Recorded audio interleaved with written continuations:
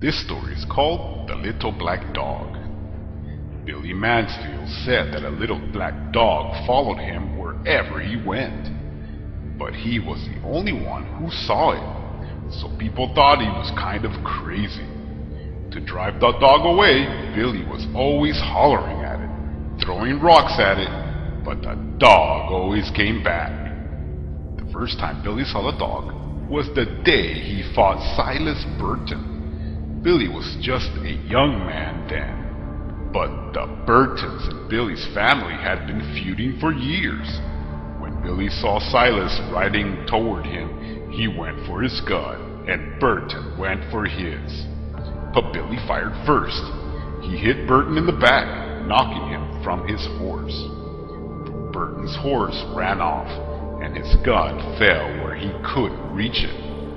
He lay there on the ground pleading with Billy not to kill him. But Billy killed him anyways. Burton's little black dog was with him when he was shot.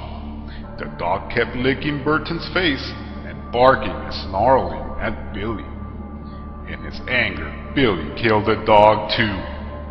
There wasn't much law enforcement in those days, so Billy wasn't arrested. But all that night he heard Burton's dog outside his cabin, scratching on his door and barking to be let in. "I'm imagining this," Billy said to himself. "I shot that dog. It's dead." But the next morning Billy saw the dog. It was sitting for him outside. From then on, there was not a day when he didn't see it, and there wasn't a night when he didn't hear it scratching on his door, barking to be let in. From then on, Billy was always finding black dog hairs on the sofa, on the floor, in his bed, even in his food. And the house and the yard stank of dog. That's what Billy said. But whenever somebody told him there wasn't any dog to see, he'd say, "Maybe you don't see it, but I do, and I'm not even any crazier than you are." Things went on like that for many years.